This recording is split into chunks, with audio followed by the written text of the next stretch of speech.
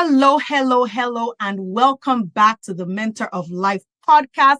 Today, I am so excited to have with me my great and wonderful friend, Dr. Latifat Akintade.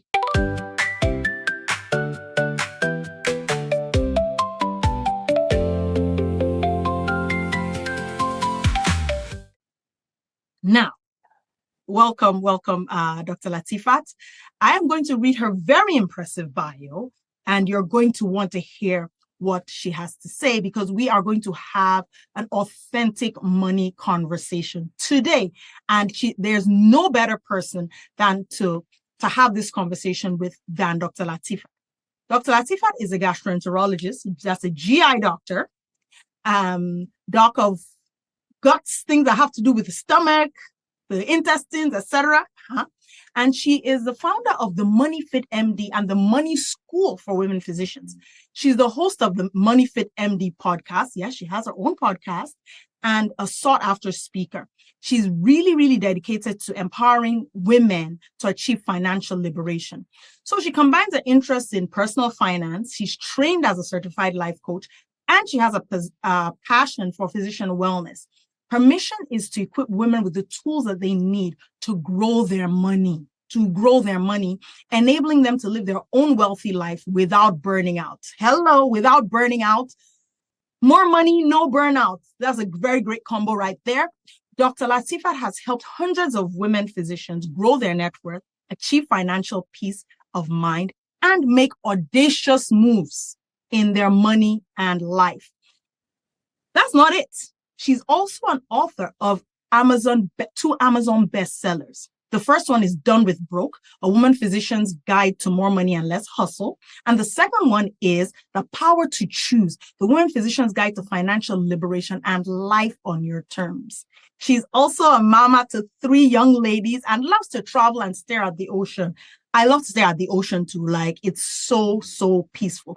And we will have in the show notes all the places you can find her books, follow her, and listen to her podcast.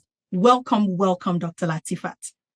Wow, what a super generous introduction. I'm super excited to be here, ready to serve your audience. And I want to say thank you very much for having me on. I already know we're going to have a great conversation today.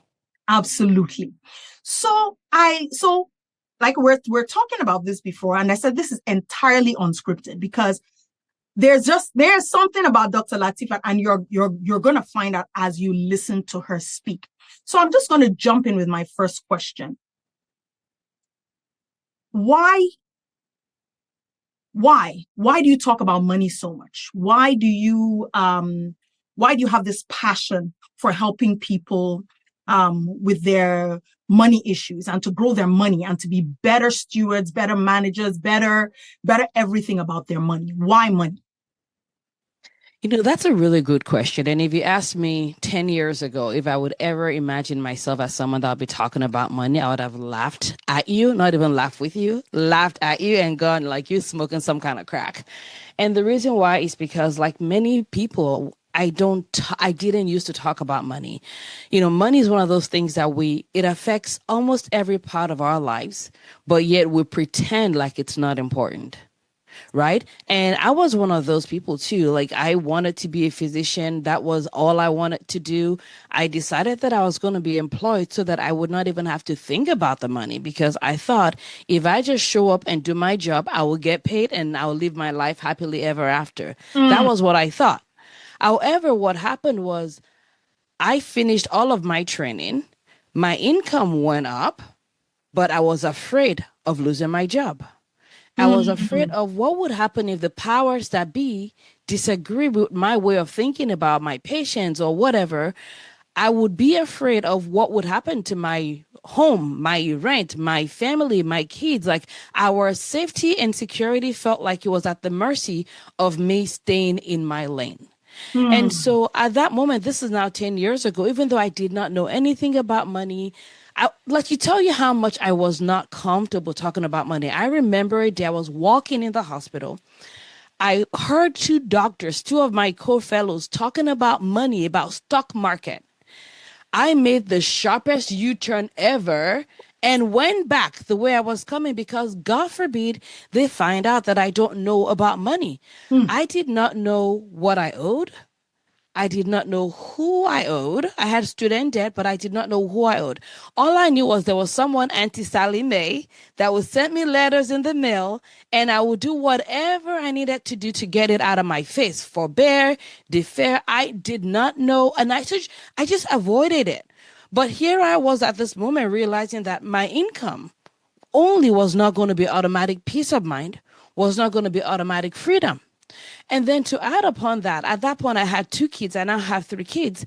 My first kid I had during residency. And for those that don't know, you're doing 80-hour work hours back then. Yeah. Um, my At least. second kid was in, at least, right? My second kid was in fellowship. My first kid started daycare at 3 months old. Like if you look at a 3 months old baby now, they're like teeny bitty, Yeah. skinny little tiny baby chinkies, right? So my daughter started daycare when she was like 3 months old. And I just remember so many moments of apologizing for choices that I thought I did not have. And Mm. so I did not want to talk about money. I did not want to face learning about money, but I knew that my path was not one that I was going to continue as is because I knew that my future was going to lead to burnout. I was going to hate my job. I was going to hate my life. I was going to regret all the sacrifices that I'd made to get there. And Mm. for me, it wasn't bad enough that I would regret it, but there were family members like my mother who had sacrificed for me to get to the point where I was. So here I was thinking, okay, maybe I can regret going into medicine, but this woman didn't see her kids for 5 years. Like to Mm. now have a life that sucks would feel like now the sacrifice she made was in vain. So all of these factors was literally what came to the moment where I'm like, okay, I have no choice but to face my fear of looking at my money and now like how do I get the support that I need? How do I get the help that I need? So even though I did not listen, I think I would have felt more comfortable showing my panties than talking about money. I'm just telling you. And it's the case for many of us. People Yes. would rather tell you about anything but Anything. about their finances, right? Because there's so much shame. There is so much we Mm. don't know what where we ideally should be. We don't know if we're behind or not behind. So we just make up stories that I am behind. It's not important. I'm Mm. all alone. Mm. Everybody else has it right. I just me. Like it's Mm. never gonna get better. We make up stories. And until we start to actually let the stories come out to like daytime and have conversations like this, people are going to keep thinking that they are the only ones. And when you think you're the only one, you're like an abscess with a walled off infection, which means that Mhm. you're only going to get bigger and not healthier until you understand that you need to like open this up to, it's not like opening it up everywhere, but it's Yeah. opening up to like safe spaces and starting to have conversation that brings healing, that brings liberation. And I'm going to go even further in saying this. The reason why it's so important is this. I'm one of those people, I evaluate risk and benefit very consistently. Of course. And so if the benefit of hiding is higher than the risk of hiding, then sure. But the key is this: when we don't talk about money, when we don't ask for help, what ends up happening is the status quo continues Yes. where there is wealth gap. Women are Mm. less likely to have wealth than men. And we Mm. know that economic power, we live in an economic world. We know that if you want to change communities, you put money in the hands of women. So Yes. essentially, this whole secrecy around money is hurting not just us, but community at large. Indeed. So even though I still don't like, oh, I don't love talking about money, but I have to talk about money because my discomfort around it is a small price to pay for the liberation that exists when women learn about money, grow their net worth, and have freedom. So that's why we can't stop talking about it. Wow.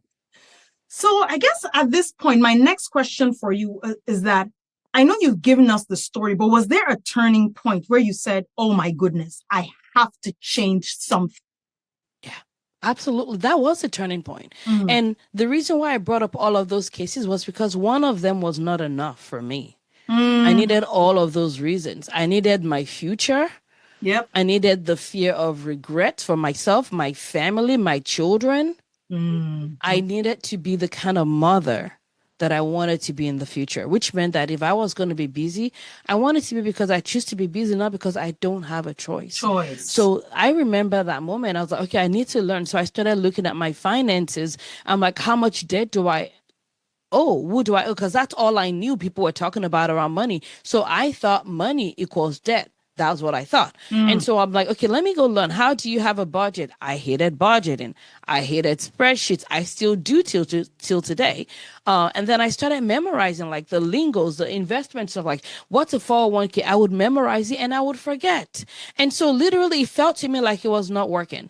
But my life literally changed when I decided, and this is for your audience, that it's not what you memorize that matters. It's actually what you do that matters. So I decided that me thinking that I needed to like have an A++ in terminology was not important. What mattered was that I actually do the terminology. So instead of memorizing, I was like, okay, I'm going to put money in that 401k. And the crazy thing is the more you do, the less you need to memorize because the more you're going to remember. And literally that's how just lowering the fences of what I thought I needed to do. I thought I needed to have a perfect plan. I thought I needed to wait for the perfect time. I thought maybe when my kids get older, I'll have more time. I thought maybe when my income gets even more, it will make it easier, right? So I literally had all of this. Maybe when I memorize it, maybe when some dude in a suit and a tie that looks formal tells me that I'm qualified, then I'll think I'm qualified. And all of that is just reasons to stay stuck. It's reasons why staying the same feels more comfortable than changing. But we know that staying the same is hurtful. Staying the same is bad. And staying the same is not what any one of us, those that are listening to this podcast, they don't want that. So are we going to do what we need to do to move forward? Are we willing to ask ourselves and say, maybe I'm not the problem. Maybe traditional financial education is the problem.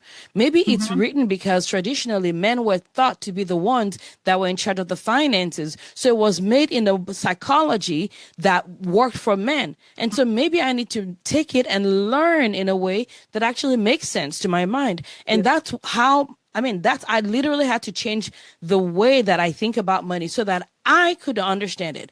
And then when I understood, I'm like, hey, this stuff ain't even hard. And so I started teaching my friends, and my friends that are like primary care doctor, their net worth was growing like 7 figures. They were paying down debt. They were teaching their mothers. Their parents were doing things around money that they had never done in my friend's lifetime. So I'm like, okay, I'm obviously onto something, but I still did not want to have a business because I used to think I was not a business person. I was not an entrepreneur. I don't like talking to humans. Sometimes I don't want to talk to humans. I don't like talking on stages, all of that, like all of those thoughts. And I'm sharing all of those thoughts because those that are listening are going to have thoughts that they have for why they should not move forward. And they're going to believe those thoughts because it's going to feel like truth. But I just want to challenge you and say, what if the thoughts you have are just options? What if it's possible that there's another way? Like if Latifat can know how to do money, teach hundreds of physicians, write books, talk in front of humans, you can do a lot. You can do a lot more than you think. Wow. There's so much to unpack here, but let's boil it down. So now you're here, you realize, oh, this is not what I want to be. This is not what I want to do. This is not what I want to have. What was the first thing that you did? The very first thing, aside from trying to learn and quitting many times, quitting because I'm like, yeah, this ain't working for my brain. The first thing that I did, because again, this was based on what I did not know about finances. And every time I heard about money, all I heard was debt. So the first thing that I focused on was debt. So I was like, okay, who do I owe? How much do I owe? Because I did not even know all of that information. What have I signed up for? So just bringing all of that information together because knowledge is the first place. We think that what we don't see is not hurting us. What you're not seeing is paying someone else's bills, not yours. It's paying the bills for the credit card companies and all of those people that are earning the interest that you are paying. So organizing what I actually owed was the first thing. Deciding when I wanted to pay it off was the second thing. Most people don't make that decision. People think I have to pay it off as soon as possible. You don't have to. In fact, a lot of the traditional financial education talks about debt-free, debt-free. I don't even teach my members about debt-free. I don't I believe in teach that them debt freedom. And I know it's something that you've heard me talk about in the past. But what debt freedom is literally your ability to be able to sleep well at night, even in the presence of debt. And what your brain wants is, your brain is not obsessed about the balance of zero. What your brain wants to know is that we got a plan and we ain't going to be homeless. So having a plan is actually the most important thing, not just paying it off. If you have a plan, your brain is going to relax, and then you can do the other more fun things, which is investment. Investment is actually what helps you be free. It's not paying off debt. But for most of us, you want to just like, it's like a child that you're like, okay, what you need is, I don't know. What you need is like food. But if you use like a binky or whatever, I'm going to use a pacifier in the short term so that I can calm the heck down and I can actually prepare your food. So having a plan is what your brain needs to calm the heck down, because the most important thing is actually the investing, the learning where the money should be going so that it can grow. But the very, very first thing I did was the debt. And the reason why I talk about debt freedom so much was, I mean, we did not know, my husband and I did not know anything about money. So I literally had to sell him on us paying off my debt. I had the debt. I'm like, babe, you married me? You married my debt. You're welcome. But I had to sell him on why I thought paying off debt was important. Paying off my debt was important. And so I made a decision. It was about $200,000. I said, I'd like to pay it off in 5 years, was what I said. I said, I'm going to pay it off in 5 years. And I told him, well, based on what I've seen so far, when we pay off the debt, we will be free. We'll have more options. We'll have financial peace of mind, all of that. And again, with the way that I've learned money and the way that I apply it, we were able to pay it off in 2.5 years, not 5 years, without like eating top ramen, without taking extra shifts, none of that good stuff. But what happened was, when we did, I celebrated. I was like, yeah, amazing. We've done it. Yippee, yippee, all of that stuff. Except I still had no freedom. I still could not afford to lose my income. I still was afraid of what would happen. And so I'm like, okay, I have no debt, but like, how do you actually get freedom? And that's when I came into the fact that investment is how you do it. And so I remember that moment going to my husband and going, okay, babe, I know we've paid off the debt, but the way to get freedom is by investing. And he said, I thought you said it was by paying off debt. I was like, that's what I thought, but we did, and we still ain't free. So we need to invest. And he was like, well, we don't have the money to invest because the vehicle that we chose was real estate. I was like, we don't have a lot of cash to invest. And my thought was, what I told him was, well, let's not ask if we can, let's ask how we can. And the way that we can, the how we can, is we can leverage by putting down 20%, borrowing 80%. And then he said, well, we're going back into debt. I said, I know it's a different kind of debt, right? And I'm saying that so that your people can know that there's no one size fits all, number one. Not all debt is created equal. There is debt that decreases your financial net worth and decreases your freedom. There is debt that potentially increases your financial net worth and also can increase your freedom. And the key is to not over leverage, meaning don't borrow more than is convenient, more than you can take care of uncomfortably. You don't have to be comfortable, but can be uncomfortably doable. And that word we use for that is don't over leverage. But I don't believe in like avoid debt. If I avoided debt, honestly, I would not be where I am today, where I'm practicing medicine on my terms. We've been able to, quit my job a couple years ago. We traveled around the world with the kids. I actually think most financial education out there is not for high income earners, like really, really high income earners. There are things you can learn from general population, but now there's something about applying financial wisdom, because there's an art and there's a science to money. Many times you hear about the science, but we don't talk enough about the art. Okay. Speaking of the art, we're going to go into the intangible a little bit.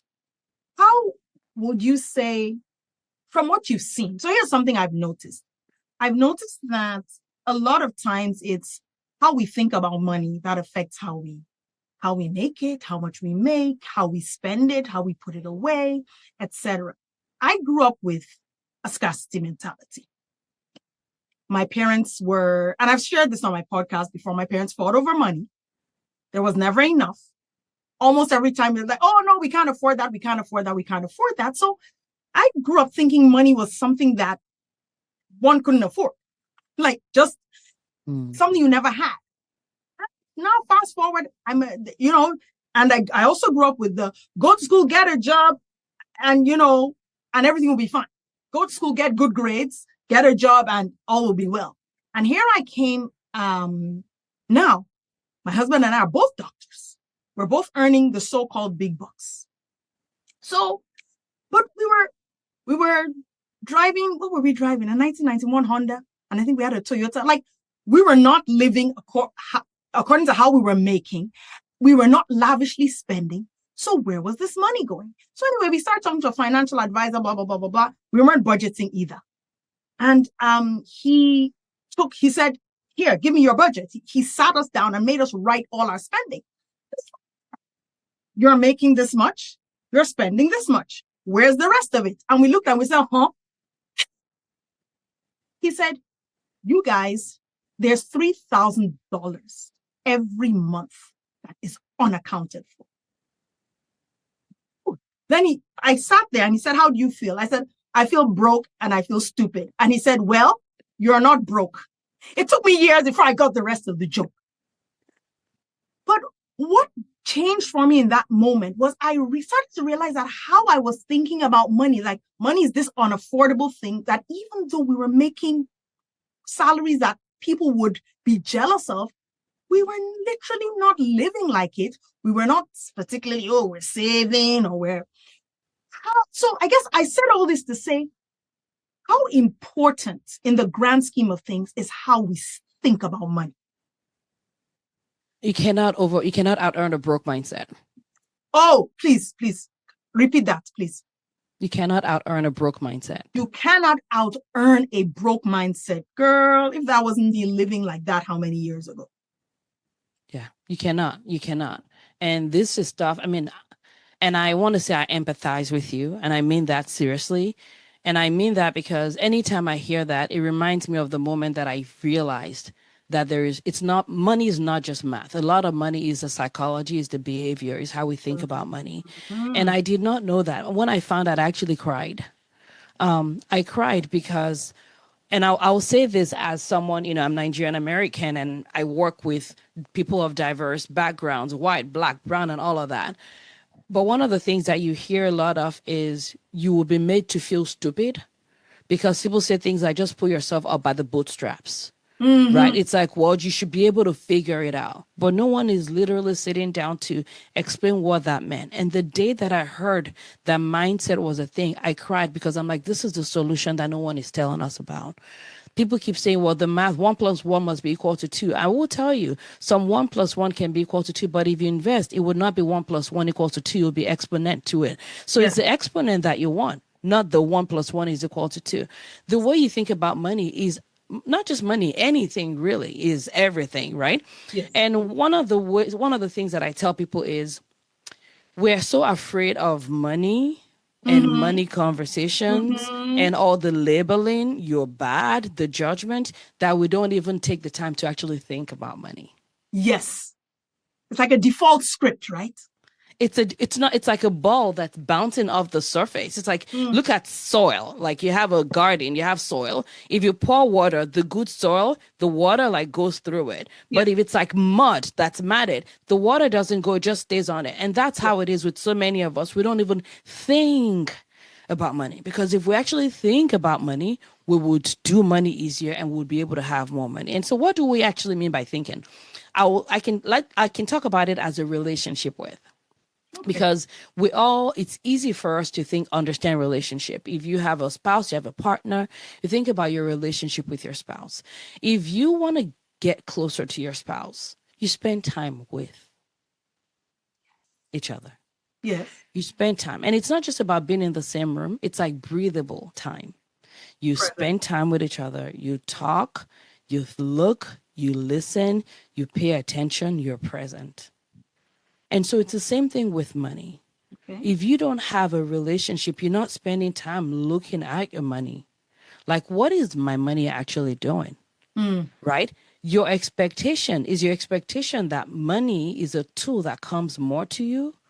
Or is your expectation that no matter what you do, money leaves your hands? Because if you have the expectation that money leaves your hands, it means that there may be a default pattern, like a discomfort that you don't even know that's driving the car here. I had a client once, one of my alums, who for her, she was like, I'm broke, I'm broke, I'm broke. However, anytime money gets in her world, she always finds a way to get it out of her life. And she would hand it over to someone else. It doesn't matter. She'll just find a way to throw it out. And Yeah. for her, it's because she has a thought that she's not good with With money. money. So when money comes into our world, it could be a raise. There is a discomfort that happens that makes her want to get rid of it quickly so that she can go back to the thermostat of the room that she's been set in. In fact, what I do with one of my clients who is a single mom, she came to me and she was like, Latifat, I know I have scarcity mindset. I need help with it. And as we're working on it, she's doing amazing, amazing, amazing. I'm incredibly proud of her. As we're working, walking on the journey of her recovery or her journey, she got a check. She was expecting a check.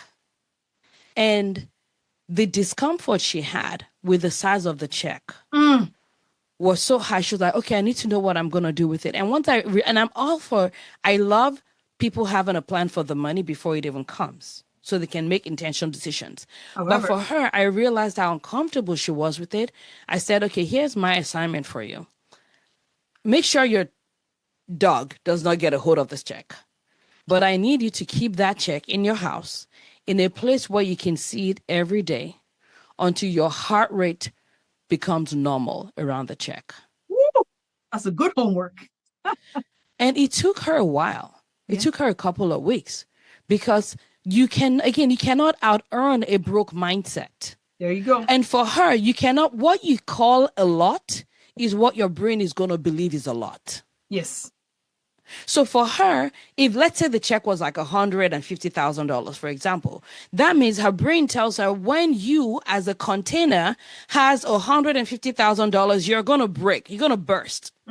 So we had to have her increase the capacity, her capacity to have, so that $150,000 in cash or in a check start to no longer feel like a big deal. Yeah. So guess what will happen when she's negotiating? She can ask for more because there's no amount that is now a big deal.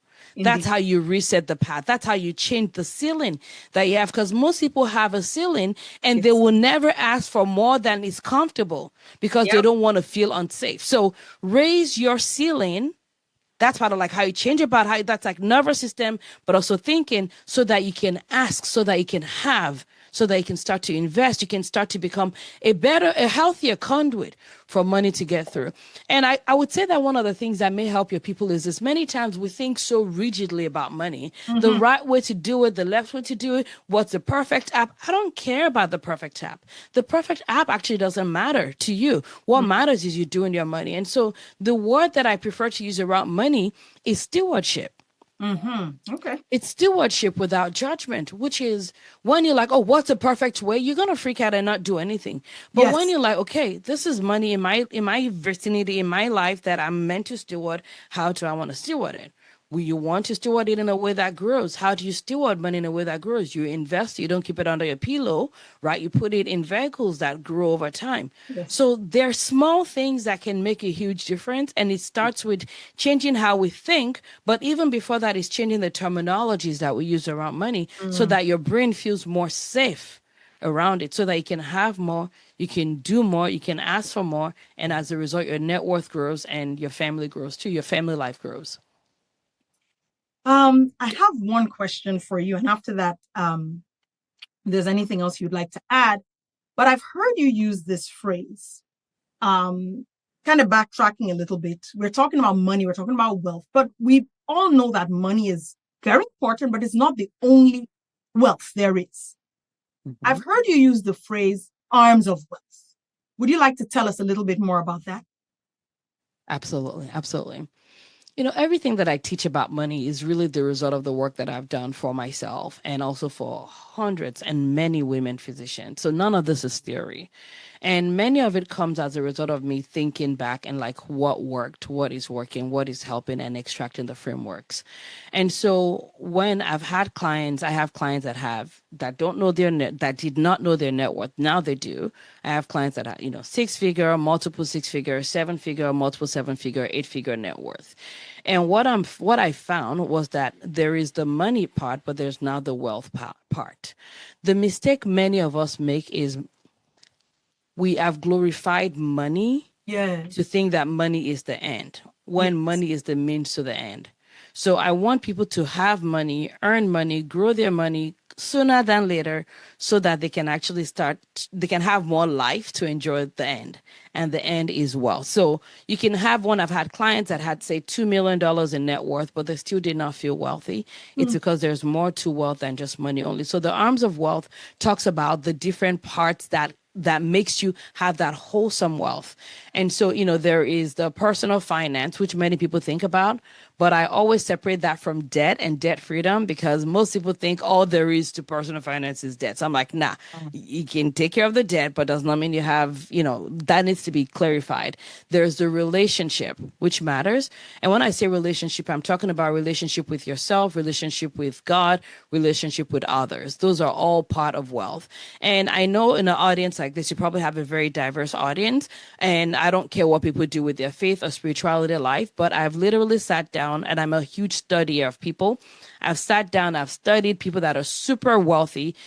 There is only a level you can get to in the physical. There's a 3D layer to an extra level of success and wealth. And so that's why it would be incomplete for me to talk about wealth without talking about faith. For me, I'm a Christian. I believe in God. I believe in the power of God. So relationship with yourself, relationship with money, relationship with others, that's like social wealth. There is also play. Play is a way of wealth building. And in fact, what I tell my clients is the more play you have, the more fun you have, the more money you're going to make. And I've seen this displayed in my clients, literally. I would have people come in stressed, like, oh, Latifat, I want to hit the ground running. I'm like, okay. And then I sit down, I sort of like, okay, what's going on? I'm listening. This is like in our wealth village for women physicians. And I'm like, okay, this is a problem. I need to like rest. They're like, no, I'm ready to go. I'm like, I know you're ready to have money, right? Your number one job is to rest. So I need your calendar. Where are you going to rest in your calendar? And you're going to do that for 2 weeks. And I promise you, your net worth is going to grow as you do it. And guess what? They have more money. They have more freedom. They're picking hobbies like dance. It's not a waste of time. There's a reason why people play golf. Why men, super wealthy men, especially back in the day, would play golf. There is stuff that happens. They still do, right? There is stuff that's happening out there. The play, the fun, the breathe in the air. Like there is creativity that happens that would not happen with you being locked up in a room. So these are some of the areas of wealth that we don't talk about. But I'm also going to share this real quickly for your audience, which I hope it's helpful. But when it comes to like wealth and buying assets, things that increase in value over time, many times we talk about real estate, we talk about business, which are all important, and I'm very pro that. But there are other parts of assets that we don't talk too much about. And if all you have, and I've seen this in people that I've worked with, if all you have is the real estate and the businesses, but you don't have invest in the other kinds of wealth or other kinds of asset, you're not going to feel wealthy. And part of that is, number one, is you have to invest in yourself. Yes. It's not a liability.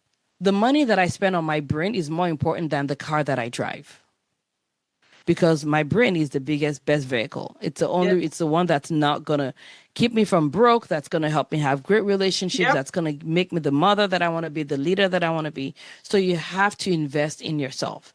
And when I say invest in, it's money, time, energy, attention. You cannot be more invested in Netflix and Facebook than in your own mind. Ouch. Your life will show it. Yes. Your life will show it. And you're not trying to impress me. You're trying to impress your future self. So do what's going to make you more impressive in future to yourself. So that's number one. Investing in your family, your life as an asset. The time you spend it with your family, experiences, passing on true generational wealth, which is wisdom. Those are all part of wealth building. And then the real estate business, those tangible things we talk about. And then the last one there is creating assets. We don't talk enough about creating assets. That's like the books you're writing, the intellectual property, the programs you're running, the things you are creating. because we serve a God. I believe we're made by God, who is a creator.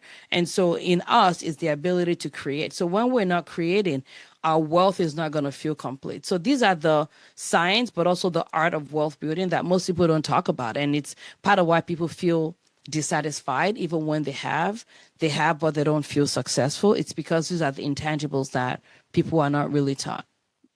So could you once again just go through itemize those arms of wealth for our audience, please? Okay. So the arms of wealth. So I talked about personal finance. I talked about assets. I talked about debt freedom. I talked about relationship. I talked about time, play, rest. Those are all part of the arms of wealth. Okay. And we have 7 of them. And of course, all this will be in the show notes. So before we go, oh my goodness, this conversation, I think I have to have you back for another conversation. This is not enough. Look, I'm enjoying myself, and I know that my people will enjoy you too. But before we go, what is one thing that they can do tomorrow that will start them on the journey? Because, of course, we can't do everything in one day, but it's one thing they can do tomorrow. Absolutely. The number one thing they can do right now is look at where their money is going. Mm. Look at where your money is going. And I don't want you to just say, I looked now. No, I want you to look as if you're looking for something, right? And the question I would ask is, look at where your money is going. Did you know you were spending this way? Mm-hmm. Did you know you were spending that amount? And 6 months from now, will you be glad you spent that way, or will you wish you had your money back?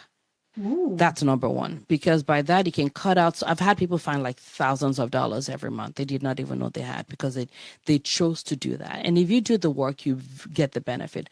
That's a very number one basic thing I would ask you to do. Number two is, if you have debt, just create a plan. Not trying to impress me. Don't create, have a realistic plan based on the life that you're living. When I started, I said I wanted to pay my debt off in 5 years. Because I gave myself that space, I was able to do it faster and sooner. Most people don't give themselves space, so they end up stressed. They end up not meeting their goals because they're putting unrealistic expectations on themselves. So that's number two. And then number three is, when you look at where your money is going, there are certain things you spend on that the value goes up over time. And there are things you spend on that the value goes down over time. If the value goes down, it's called liability. So your car is not an asset. In fact, your primary home, we can be neutral about that right now. The value can go up, but it doesn't put money in your pocket. So it's not really an asset in the traditional sense of the word. Yep. But I want you to just look and say, when I look at where my money went in the month of, say, June, what percentage went into things that increase in value versus what percentage went into things that goes down in value? The goal is not to change that overnight, but I want to challenge you and say, is it possible that in the next 3 months you can shift that percentage? So maybe you were 100% liabilities, 0% asset. Can you go to 80% liabilities and 20% assets? And the way you do that is not to wait to perfect time, is by doing that 20% first and then spending the rest, whatever you have left. And for a lot of your audience, which I'm assuming many of them may be first generation potential wealth builder, many of you probably have responsibilities that you don't hear talked about much on financial podcasts. Mm-hmm. You have that auntie that's going to slide in your DMs. You have people that never stop having problems. You have too many people that need help. There's never a lack of where money can go. Yes. And part of the reason why it doesn't feel like your money is accumulating is because the money goes everywhere except to the one place that it needs to go, which is to your future. So that's why we need to flip the order of things and start doing that 20% of investment, because there's never a lack of things that you can spend money on. Yes. But at least spend some investing in your future, because if you don't have in 5 years, that's of no value to anybody. So pay your future self first. Pay your future self. Ooh, pay your future self first. I remember talking earlier about this financial advisor. He looked at us in the face and he said, every dollar that comes into your hands has an assignment. Go find me that 3K. And we found it. And we found it and more than it every single month ever since then. And this was more than 10 years. Yeah, absolutely. No, I believe that for sure. And, for your audience, some people could use a financial advisor. I don't have one. I used to have one. You don't need one. If you use one, make sure you know in fact, the people that I tell that benefit the most from financial advisors are those that don't need a financial advisor. So learn financial education. It's not hard. Find a book, find a podcast. But the most important thing is don't wait until the perfect time. Don't wait until you feel ready. Just start taking small actions. And I promise you, 6 months from now, your financial life could be drastically different. Because at the end of the day, what you earn is only one piece of the puzzle. It's what you do with it that really makes the biggest difference. Yes, absolutely. Oh my goodness. Thank you so much. I've been enriched by this conversation. I was like, man, why didn't I have my book to take notes? You did not have your, oh God, for those that don't know me, I always have something to write on. I know. I always have a pen. That's like literally my life. I was like, oh, I'm interviewing her. But I was like, I should have had my book scribbling and taking notes. But I will be listening to this again and again and again and again. So yes, thank you so very much, Dr. Latifat. We will let you know when this podcast airs. And for everyone who's listening or watching, all her information will be in the show notes, and you can contact her. She's really very sweet. And if you want to sign up for her coaching, buy her books, please go ahead and do that. Dr. Latifat's presence in my life has enriched me in so many ways. I don't know if I've told you this before. I know we're about to wrap up, but you quoted a figure and he said doctors should not be earning less than this per hour. And let me tell you something. I'd never earned that much per hour before. I was like, oh, what's wrong with her? But you know what? The next job interview I went on, I quoted that. And they did not bat an eyelid. I was like, oh, what have I been missing? So yes, just those words that you said to me, I've increased my earning and I can work less hours. So, thank you so very much for everything that you do for all of us in the world.